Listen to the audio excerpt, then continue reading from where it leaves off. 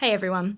First off, we at The Familiar Strange want to acknowledge and celebrate the first Australians on whose traditional lands we are recording this podcast and pay our respect to the elders of the Ngunnawal and Ngambri peoples past, present and emerging. Let's go.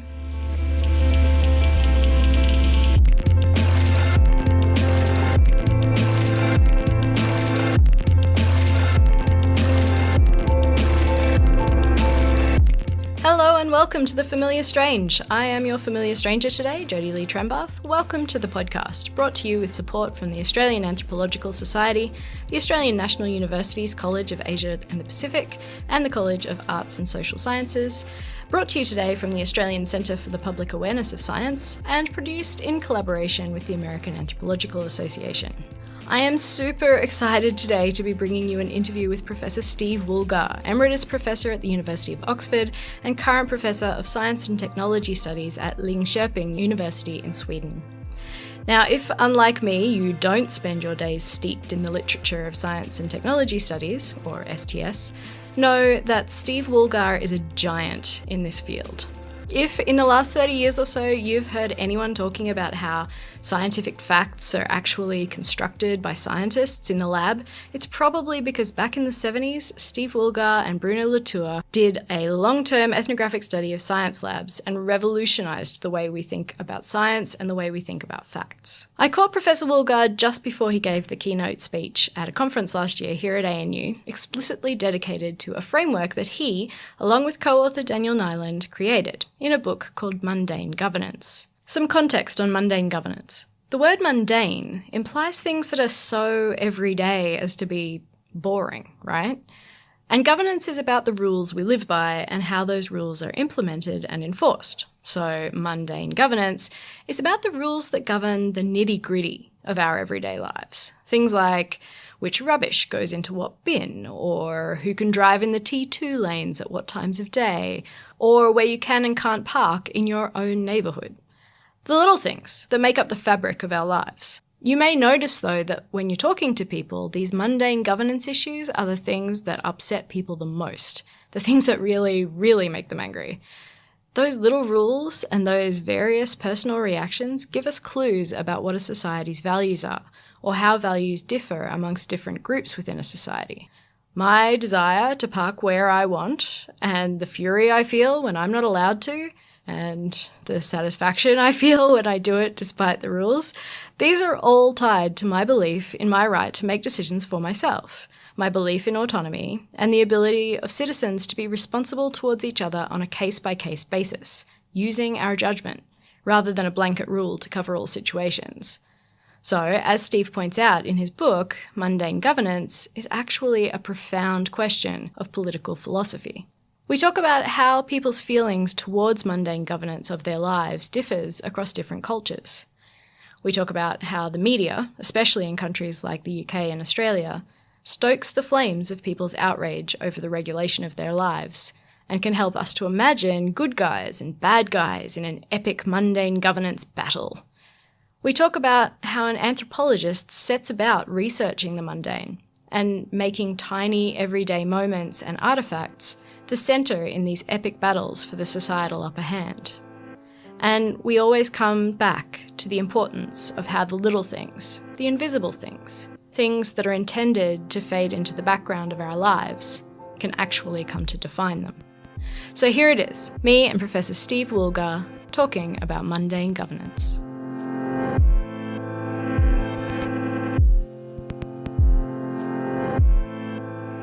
Really like to go back to the past, and I'd love to hear how this idea started, because I'd love to give our listeners an idea of what mundane governance is and how the concept kind of works in a practical sense as well.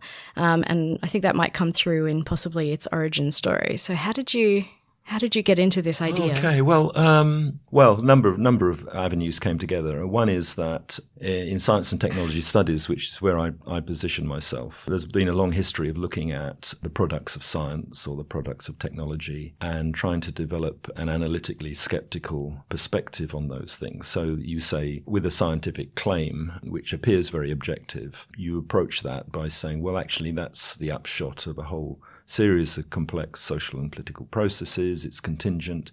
It could have turned out differently and so on. And so I come from that sort of tradition. And it just seemed to me that it would be interesting to apply that to a much more basic form of object and technology. And that's all those things that we take for granted every day. So it's road signs, it's traffic lights, it's instructions to recycle.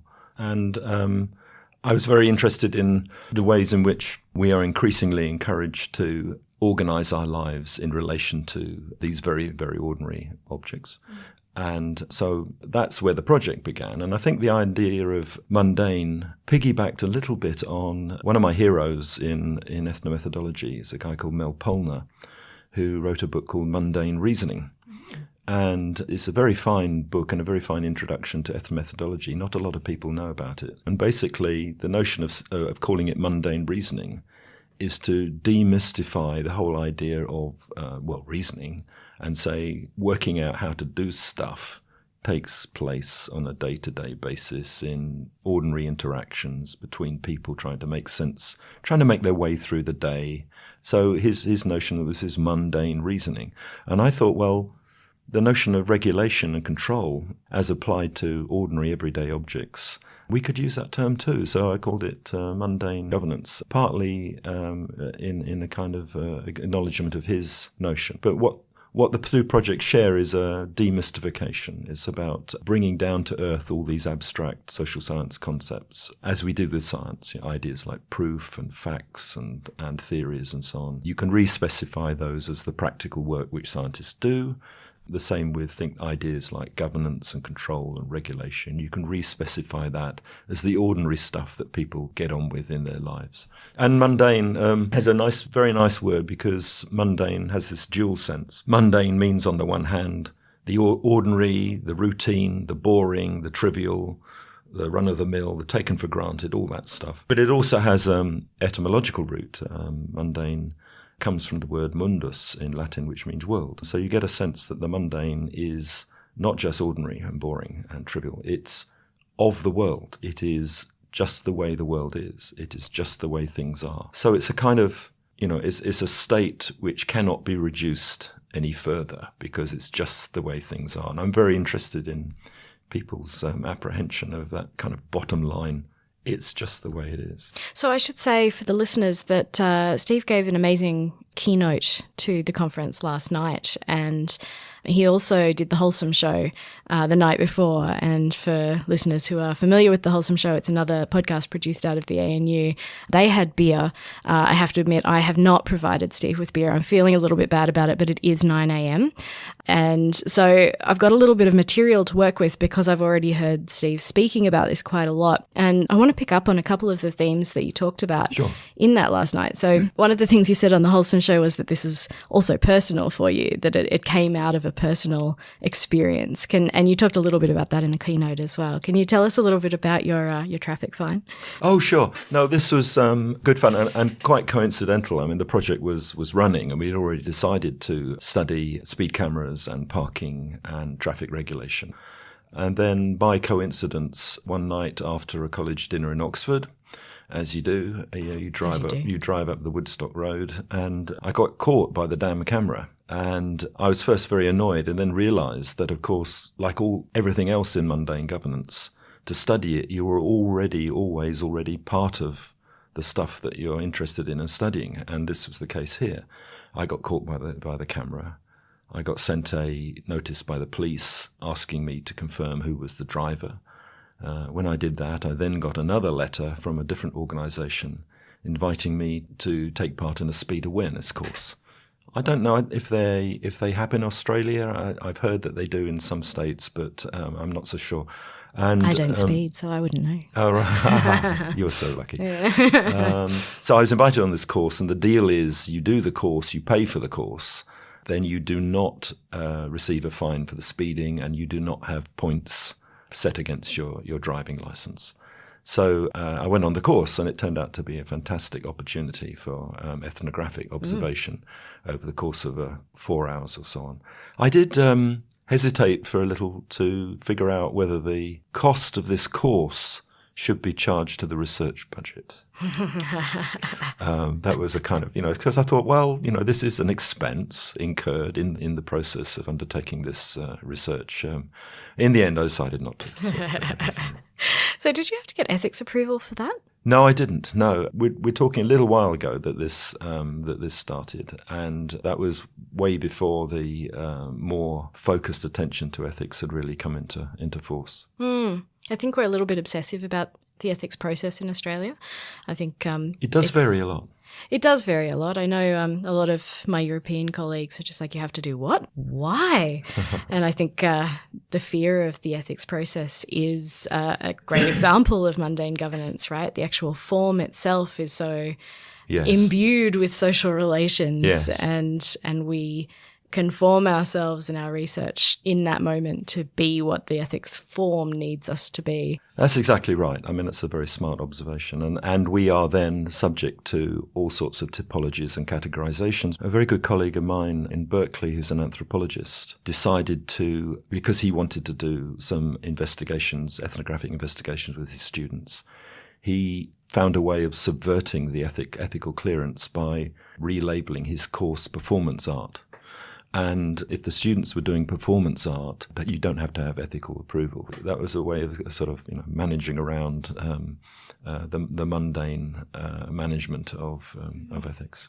So this is something we debate a lot in the Familiar Strange, this idea of resistance versus daily negotiation. And Simon, who you met on the first day of the conference, he was doing the presentation about gender segregation in Iran. He disagrees with the idea of resistance. He thinks that we don't resist things. We just go about our lives. We negotiate our day-to-day existence. And to call that resistance is sort of taking it to a higher level that can't be attributed to the mundane. What do you think of that? Resistance, it seems to me, is a vital tool in revealing how mundane governance works. So to just go along with it means you possibly miss a lot of the dynamics of what's happening. So precisely for that reason, in many parts of the study, we evolved protocols which were resisting and or provoking reactions from the agencies of mundane governance, precisely to expose what was being taken for granted and how the processes were working. Can you give us an example? Well, I suppose my favourite example is the liquids rule, unfamiliar to Australians who only travel internal on flights, because in that situation there are no explosive liquids in Australia. No, we just drink them all. But in Europe and America, at least, and many other countries, there are these rules that you're not allowed to take a liquid container of more than 100 millilitres on board the aircraft with you. Even domestically? Even domestically in the UK, yeah. And that came into force in about 2004, and it's still in place, although it's become a little more relaxed in some airports. So I notice you don't have to go through two such inspections in Schiphol in Amsterdam anymore. It's just the one. But anyway, so we evolved this protocol that we would put in our hand luggage a very large container, say 750 ml, 1 litre plastic bottle containing about 20 ml of water, something like that would be discovered by the clerk. And then we'd get into a conversation about why it was not allowed. The clerk would say, you're not allowed to take this on the plane. And I would say, well, why not? And they said, well, it's more than 100 millilitres. And I said, well, yeah, but what's wrong? Because if you look at the container, it's only got 20 millilitres in it. And he said, yeah, but that's the rule. And I said, well, why is there this rule? Well, no, it's just the rule. Mm. And what's interesting is that this isn't a kind of philosophical argument, because you're standing there in a line with a whole bunch of other people who are anxious to get through security. They're anxious about security, supposing there really are explosive liquids in somebody's luggage in the line. And they see this awkward, bloody social scientists sort of arguing the toss with the security clerk at the beginning. So one thing you notice about this is that they even contest or resist is actually quite a stressful thing to do. I mean, as part of the study, I tried at one point to take some photographs of Dan having his luggage inspected, and all hell broke loose. There were three rather large security staff were onto me immediately and demanding that I delete the photographs and so on. So really, it's also kind of about surveillance. So I was thinking it's partly about self-censorship, but like, what would be the result of you having photographs of this experience? Well, I think they're sensitive to they're sensitive to the idea that if this is a business in which they might detect terrorists, then clever terrorists would want to get a reconnaissance about how the system works. They would want to get information about who the people are who are involved. I don't know, maybe you'd end up, blackmailing a security agent if you knew their identity and so on. I mean, it's all terribly hypothetical, and I don't know where they're getting this advice from. But it plays out in other situations too. So you recall right at the end of my lecture last night, I showed some photographs where I was trying to photograph parking wardens. And they were busy putting tickets on cars along the road, and I wanted just to photograph them because I thought that was useful information or interesting images to have for the book and so on. And they also went crazy. And it was a fabulous photo. Yeah. So, I mean, my last photo in the lecture is these people kind of approaching me and in a menacing way. And I had to withdraw. And and I think it's some similar kinds of reasoning, that it's a very mundane act to try and check somebody's bag or to put a parking ticket on them. But the system at work, which makes all that possible, is very vulnerable to people documenting it and producing information about it and so on. So, I mean, it was a big insight for me, because I realized that, again, although this stuff is very ordinary, very day-to-day, very unremarkable and so on, it's actually quite dangerous too. Yeah. For you, and also it's kind of imbued with life and death consequences, like particularly with the airline rules. You talked about, getting onto the plane accidentally once with your 20 mils of water in the bottom of the bottle and having a conversation with the people beside you, and then kind of bringing out the bottle and going, yeah, and look at this. They didn't even catch this one, and the people completely freaking out. Yes. As if now this object becomes an object of power and the system has broken. Yes. And now we're all screwed. Yes. This is a problem. Yes. And I think the important feature of that is that it's the contrast between the ordinary, trivial, everyday object, which does no harm to anyone, is unremarkable, that being transformed into an object of potential terror. I mean, that's why we use this expression, mundane terror. It's the ordinary, unremarkable, which is transformed into something which is absolutely not unremarkable and potentially threatening.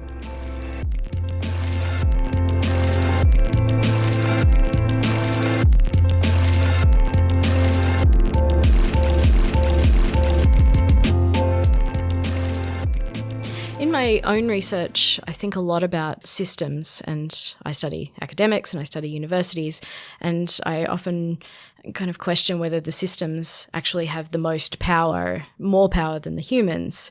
And I had this one particular example when I was on fieldwork where this particular professor had been asked by his academic manager if he would supervise a PhD student. And he said, okay, but I haven't been registered on the system yet. And the manager said, well, register yourself. And he said, well, it doesn't seem to accept me. Go ahead, try it again, see how you go. So I'm sitting behind him watching all of this happening, right? And so he's putting the information into the system and he clicks the button and the system gives him a reply saying, no, you're not eligible. Now, he had all of the criteria. He was a professor. He was, in every way eligible, and he'd been asked to do it by his boss. But the system said no. And eventually he rang the IT department and they were like, oh, it's a problem. It's not a problem with the IT system. It's a problem with the criteria that has been provided by the department. So you need to call the department. So he rings the department and he says, I've been asked to supervise this student. I need to put myself into this system. And they were like, oh, but the system says that you're not eligible. And he's like, but I am eligible and my boss has asked me to do this. Oh, no, sorry, you can't. And so he couldn't supervise the PhD student because the system said no, even though all the humans said yes. Yes. Is it too much of a stretch to say that a system can have that much power? Oh, not at all. No, I think that's exactly what's happening in your example. And again, the frustration is because having delegated the ability to categorize or give confirmation to the system, then it's not doing what anyone would recognize as being the...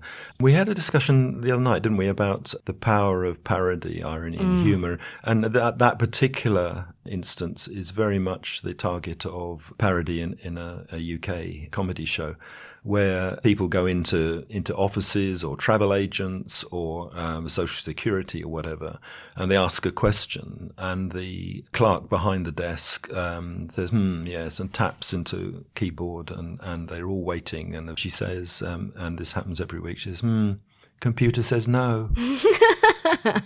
And that's it, then they're left distraught. And I think the parody of that situation really captures the difficulties and the frustrations. For sure, it seems like one has delegated to the extent that the system now has more power than you do. Can I change direction for a moment? I was listening to your episode with The Wholesome Show, and there was a point where you were explaining the research that you do, and Will Grant said to you, but just to play devil's advocate, recycling has the potential to make things better, and speed cameras have the potential to make things safer, and so I mean all of these things, they may be mundane, they may be a bit irritating, but should people be irritated by it? And your response was, well, as an anthropologist, it's not my job to make a judgment over whether or not people should or should not feel a certain way. My job is to unpack whether or not they feel a certain way. Do you find that when you're communicating your results and your theorizing around mundane governance, do people get it? Or are they like looking for answers? Well, I mean, I think they are looking for answers, and the potential of those kinds of exchanges is that you can show them that looking for answers is possibly not the best way to go. As an anthropologist, I would resist saying speed cameras are good for us or they're not good for us. Of course, they have the potential to be good for us in the sense that a lot of people do a lot of work producing these things, and there's a lot of positive energy behind that whole endeavour. But I think the job of the anthropologist is to make people think again about the assumptions which are going into that. And so it's very important to resist again. It's very important to resist being drawn into a yes, it is good, no, it's not good type of debate. And you want to unpack that and say, well, who's saying it's good and why are they saying it's good? And how do people judge what counts as good and so on? And very often in those kinds of outreach situations, if the communication is good and the relationship's good with the people out, and indeed, fascinating to work with people in industry and so on, you can get them to see things which they hadn't thought about before, and they can become really grateful for that. I mean, we have a very poor ability to figure out what it is that people outside the academy actually want from us, and I always find that a fascinating gap. So I am a relentless ethnographer and try to be impartial and reflexive and symmetrical about everything I study. It's not easy. It takes hard work. It's not just something you can do. But I think it turns out to be enormous value in that. Speaking of the public, you told a story last night about a lady, I think her name was Lynette, and it was a newspaper article about a single mum who had used the wrong bin bags, and her bin bags got attacked by wardens and ripped apart, and then she got fined. And there was this kind of rhetoric throughout the article about everyday people. Yes. And it's a term that's been used constantly in this conference, everyday people and everyday ideas. And I wonder who is not an everyday person. Yes. Who are we not talking about? Is this class? Is that what we're talking about? Yeah, I don't know. I mean, I think that the interest of that episode and episodes like it is that it's not so much whether or not the people involved are of a particular class. It's how they are portrayed in relation to ordinary stuff and ordinary technologies. So in that particular example, in order to bring off the idea that the council who fined Lynette were really stupid, they have to make her out to be an innocent victim. And what was particularly interesting for me was that to render somebody as an innocent victim in that situation, you have to portray the bin bag at the heart of the story as just an ordinary mundane object. Everyone knows what the bloody hell a bin bag is. It's an unremarkable thing, and yet she's been fined money for using the wrong kind of bin bag. So it's a story in which the identity of the bin bag is as important as the identity of Lynette. And so Lynette comes across, and as you say, the references to her being a single mother of 4, just trying to feed and clothe her kids. All those phrases are very important there. And they're phrases which are used to establish and sustain her innocence in the face of the contrast characters who are the evildoers, the agents of the council who fine her and so on. And you need that villain in the story as well. Yeah, you need that contrast because then the way the story is organised is that everything that happens is readable in terms of the contrast. Lynette does this and the council does that, and the agents do this and Lynette's family do that. And if you can promote and sustain and build that contrast, then you can see how stupid it is to find somebody overusing the wrong bin bag. And it would never happen in another country because, they wouldn't be so ridiculous in somewhere like Sweden or Germany or, these idealized kind of, particularly the Scandinavian countries, I think. And I thought that was a really interesting kind of theme that came out of last night's discussion as well, was the idea that, we look at Germany and Germany is efficient, so this would never happen in Germany, but it's the way it is here and that's fixed because of all of these different social actants working together, and so there's nothing we can do now because it's just all stuck. Or more, that we really need to do better. We really do need to catch up with Germany. Or the rest of Europe's way ahead of us, so there's those sorts of contrasts too. I mean, are you aware of any research that's come out of Germany using mundane governance? Do they not have mundane governance because they're so efficient? No, they definitely have mundane governance, and the story that's told in the UK is that their mundane governance is more efficient, that is better. But if you're asking, have there yet been any studies of how mundane governance is done in Germany and so on, I don't know those, no. Listeners, let us know. We want to hear about these studies in Germany. I have a friend, a very good friend who's German, who tells me that when she compares the media in Germany to the media in Australia, she gets really frustrated because Australia focuses on the individual and Germany focuses on the big picture. And I wonder if that's related. The characterizations of other seem very powerful and very gripping in the context of contrasting how it is in our own experience in the UK versus how it could be otherwise. And so you get invocations of other entities, Europe, Germany, Japan. I mean, usually the contrast is unfavourable to England. But that's the point of saying it could be done better. So it's a point of the complaint. Yeah, Australians, they're free and easy and we've got all this bloody control. And this would be one sort of story, I imagine, that would have some traction. There's a whole lot of Australians that would be listening to this going, free and easy? Are you kidding me? Not even allowed to cross the road. No, that's right. Yeah, okay. So can we turn now to your actual experience of doing this field work? Because I'm fascinated by the positions you put yourself in order to get this data, but also just what was the everyday mundane experience of doing this fieldwork? Well, it's terrific. I mean, it's a terrific topic because it's something that when you start talking about, everyone recognizes what you're talking about because it's in their own experience. So, previous work that I've done on, high-tech technologies or esoteric science, a lot of my early career was doing anthropological studies of scientists in laboratories and stuff like that. But the science they're dealing is not everyone's experience, and mundane governance is certainly quite different from that. So that's been a very strong and appealing feature of the whole study. On a practical level, I mean, it was just marvelous to discover that as I went about my everyday business, and Dan did too, we were engaging in the very topics which we were trying to study. We talked earlier about me getting caught speeding during the study. I recall that on one other occasion I was caught speeding taking recycling to the dump. Oh. So I mean, levels. is that sort of thing. I recall driving into a parking lot, and one of the drivers coming out stopped his car as I was going in, wound down his window, and passed across to me his parking chit. That's nice. Which is very nice. And what he said to me as he gave me this parking ticket was, "Well, the council keeps encouraging us to recycle."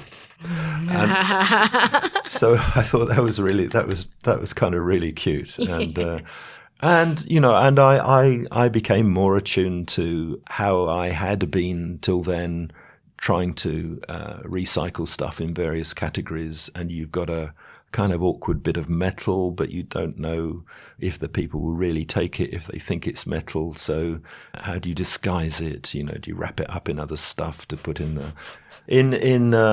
we did some observational work at the recycling centres, which are amazing situations of mundane governance. And we found that in order to get permission to be there and observe, we had to be certified by the council. And when we got the approval, we were then required to wear these yellow high-vis jackets, I guess out of some health and safety issues or something. So Dan and I and one of our assistants, Yumin, were sort of walking around the recycling place. And we discovered, much to our surprise, that we had been elevated to experts, so that just walking around in the high-vis jacket, people would come up and say, "Batteries?" And we would have to sort of say, "Well, yeah, battery. I think they go in that skip over there, just the third one to the third one to the left." So you felt like you needed to imbue the jacket with its appropriate yes. expertise. Well, we felt we had to give advice because people are asking for it. And, so there's a really interesting way in which, unlike a lot of other topics and studies, you get drawn into business that you're studying. And of course, we do a lot of reflection on our own experiences, like the speed awareness course.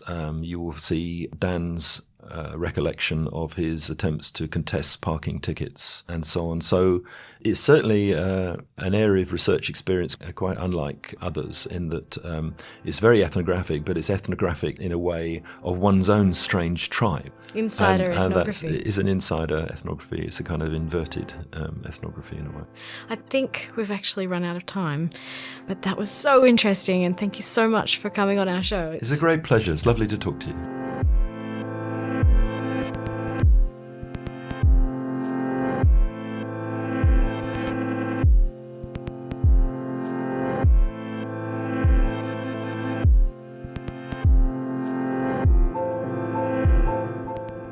That was it. Me and Professor Steve Woolgar. Today's episode was produced by me, Jodie Lee Trembath, with help from the other familiar strangers, Ian Pollock, Julia Brown, and Simon Theobald. Our executive producer is Ian Pollock. Subscribe to the Familiar Strange podcast. You can find us on iTunes and all the other familiar places. And don't forget to leave us a rating or review with your likes and dislikes. It helps people find the show, and it helps us make the show better. You can find the show notes, including a list of all the books and papers mentioned today, plus our blog about anthropology's role in the world, at thefamiliarstrange.com. And if you want to contribute to the blog, or have anything to say to me or the other hosts of this program, email us at submissions@thefamiliarstrange.com, or tweet at TFS Tweets, or look us up on Facebook or Instagram. Our music's by Pete Dabro, and special thanks today to Nick Farrelly, Elisa Asmalovskia, Alina Rizvi, Will Grant, and Maud Rowe. And thanks for listening. See you in 2 weeks, and until next time, keep talking strange.